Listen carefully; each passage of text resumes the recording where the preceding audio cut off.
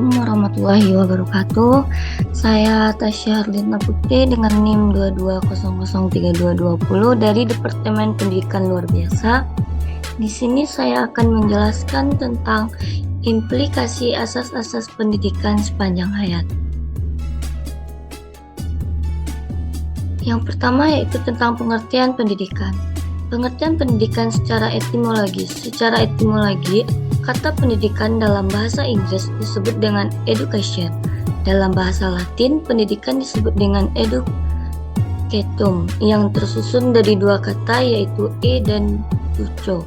Kata e berarti sebuah perkembangan dari dalam keluar atau dari sedikit ke banyak. Sedangkan duco berarti perkembangan atau sedang berkembang. Jadi secara etimologi, pengertian pendidikan adalah proses mengembangnya kemampuan diri sendiri dan kekuatan individu. Secara umum dapat dikatakan bahwa pendidikan merupakan suatu tindakan yang memungkinkan terjadinya belajar dan perkembangan. Kemudian yaitu tentang pengertian pendidikan menurut para ahli. Menurut Crow and Crow, pendidikan adalah proses yang mencangkup berbagai kegiatan yang berlaku bagi individu dalam kehidupan sosialnya, membantu mewariskan adat, budaya, dan pranata sosial dari satu generasi ke generasi lainnya. Kemudian Ki Hajar Dewantara.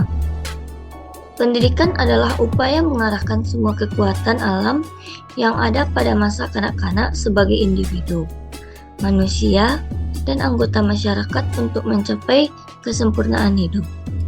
Kemudian yaitu Triarkara. Pendidikan adalah proses kemanusiaan manusia muda. Selanjutnya itu Paulo Freire. Pendidikan adalah usaha penyadaran manusia. Selanjutnya yaitu materi tentang pengertian pendidikan sepanjang hayat. Pembelajaran sepanjang hayat merupakan respon terhadap kritik sekolah. Sistem sekolah secara tradisional mengalami kesulitan beradaptasi dengan perubahan cepat dalam kehidupan selama abad yang lalu dan tidak mampu menanggapi kebutuhan atau tuntutan umat manusia yang terus meningkat. Pendidikan sepanjang hayat memberikan kesempatan kepada setiap orang untuk belajar sesuai dengan minat, usia, dan kebutuhan belajarnya. Kesempatan ini merupakan peluang yang dapat dimanfaatkan untuk belajar di berbagai tempat dan kondisi. Kegiatan belajar tersebut dapat dilakukan secara berkelompok maupun perorangan. Pendidikan sepanjang hayat juga dapat meningkatkan kebermaknaan seseorang dalam kehidupan dirinya, keluarganya, dan lingkungan masyarakat. Seseorang menjadi pribadi yang memiliki kemampuan untuk menjadi diri sendiri, bersikap mandiri, serta memiliki tujuan hidup yang jelas dan terarah. Materi ketiga yaitu tentang dasar pikiran pendidikan sepanjang hayat. Ada beberapa cara untuk meninjau dasar pikiran mengenai pendidikan sepanjang hayat. Di antaranya yaitu pertama, tinjauan ideologis. Tinjauan ideologis ini semua manusia dilahirkan sama dan mempunyai hak yang sama, khususnya hak untuk memperoleh pendidikan dan meningkatkan pengetahuan dan keterampilan. Selanjutnya yaitu tinjauan ekonomis. Salah satu cara keluar dari lingkaran antara kebodohan dan kemelaratan atau kemiskinan ialah dengan pendidikan seumur hidup. Selanjutnya, tinjauan sosiologis. Tinjauan sosiologis ini salah satunya masalah pendidikan di negara berkembang adalah pemborosan pendidikan yang disebabkan oleh sebagian orang tua kurang menyadari pentingnya pendidikan putus sekolah.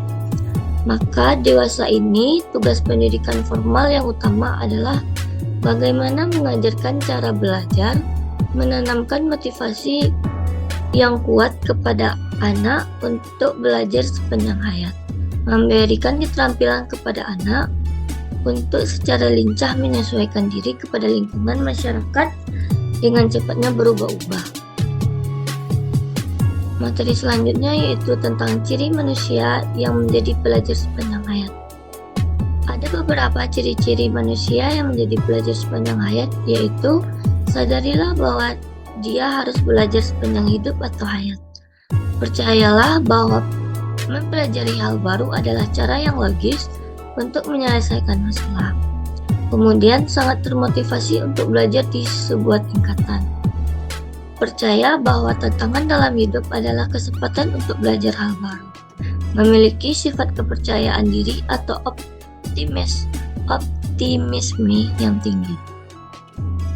Selanjutnya yaitu materi tentang karakteristik pendidikan sepanjang hayat. Ada beberapa karakteristik yang ada di pendidikan sepanjang hayat. Yang pertama yaitu hidup. Umur dan pendidikan adalah 3 definisi yang saling penting, ruang lingkup dan tujuan belajar sepanjang hayat.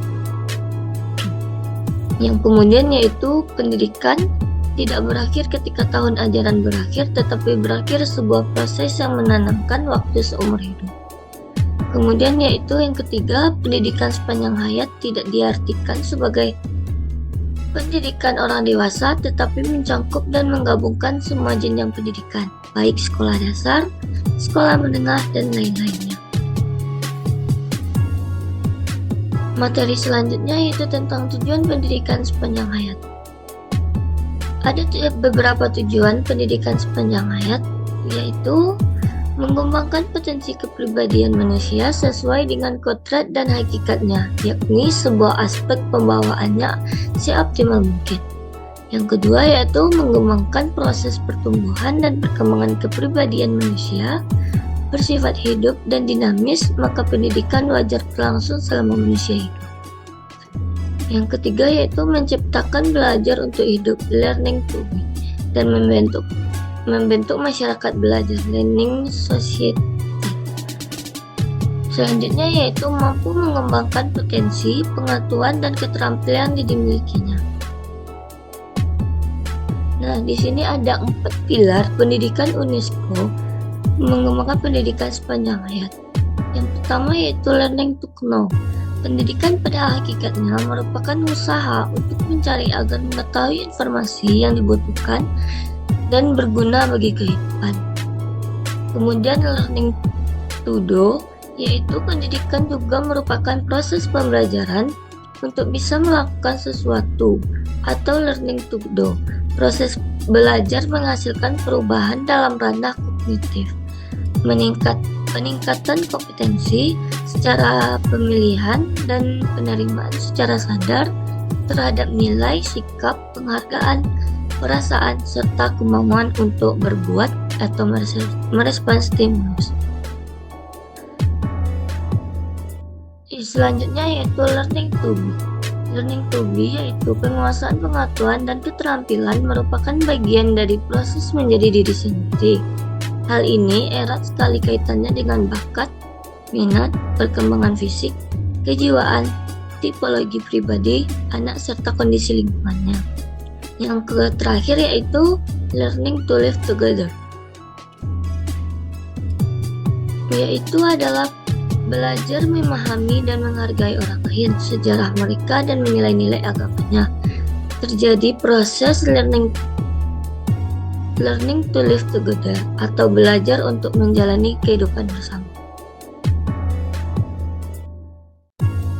Materi selanjutnya mungkin tentang peran pendidikan sepanjang hayat. Pendidikan sepanjang hayat diperlukan untuk meningkatkan keadilan distribusi layanan pendidikan, memiliki konsekuensi ekonomi yang menyenangkan, dan diperlukan ketika berhadap dengan struktur sosial yang berubah menjadi lebih baik, sehingga juga mengarah pada peningkatan kualitas hidup.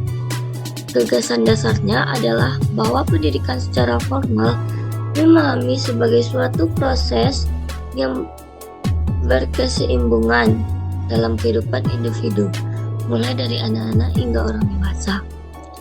Peranan belajar sepanjang hayat sangat berpengaruh dalam kehidupan ini, mulai dari dampak terkecil hingga terbesar. Nah, di sini kita masuk kepada materi implikasi pendidikan sepanjang hayat. Penerapan pada pembelajaran sepanjang hayat terhadap isi dan tujuan pendidikan dari program pendidikan dalam masyarakat yang luas dan beragam. Di sini dibagi beberapa implikasi, yaitu yang pertama implikasi pada program pendidikan. Terdapat pada pendidikan baca tulis, pendidikan kejuruan, pendidikan profesional, pendidikan ke arah perubahan dan pengembangan, yang kemudian pendidikan kewarganegaraan dan kedewasaan politik, dan terakhir pendidikan kultural dan pengisian waktu luang. Yang kedua, implikasi pada sasaran pendidikan. Ada 6 sasaran implikasi pada pendidikan, yaitu para petani, para remaja yang putus sekolah, para pekerja yang berketerampilan, para teknisi dan golongan profesional, para pimpinan masyarakat, dan terakhir para anggota masyarakat yang sudah tua. Di sini ada alasan pentingnya pendidikan sepanjang hayat. Pembelajaran seumur hidup diperlukan untuk meningkatkan kesetaraan dalam pencapaian pendidikan, memiliki implikasi ekonomi yang bermanfaat, dan diperlukan ketika struktur sosial berubah.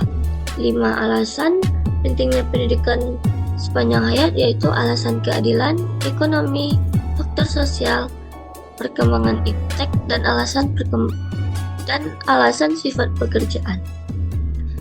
Itulah alasan pentingnya pendidikan sepanjang hayat. Pendidikan sepanjang hayat juga muncul sebagai jalan yang didapat pada salah satu masalah kritis masyarakat modern, yaitu masalah yang timbul dalam hubungan generasi berbeda. Perkembangan pendidikan sepanjang hayat juga memiliki rintangan. Rintangan itu ialah sebuah pilihan ketika keturunan dan kekayaan adalah satu-satunya tolak ukur untuk keberhasilan. Pendidikan sepanjang hayat merupakan suatu usaha untuk menyesuaikan dan menyelesaikan berbagai taraf latihan. Baik, di sini saya menyimpulkan pendidikan sepanjang hayat masih berada dalam terkonsep seperti asas yang lain, misalnya kebebasan, keadilan, dan kebersamaan. Maka dengan demikian, pendidikan sepanjang hayat tidak nyata selama jangka waktu tidak terbatas karena masih dalam bentuk peta konsep. Jika hasil pemikiran tersebut harus timbul dari keadaan tertentu dan harus berwujud dalam arti sebenarnya, maka seharusnya pemikiran tersebut disajikan dengan fakta dan tindakan. Jika pendidikan sepanjang hayat itu memungkinkan, maka mulai sekarang dan seterusnya pendidikan sepanjang hayat merupakan suatu harapan yang besar. Harapan tersebut terletak pada ketulusan dan kemampuan manusia untuk menjadi orang dewasa yang bertanggung jawab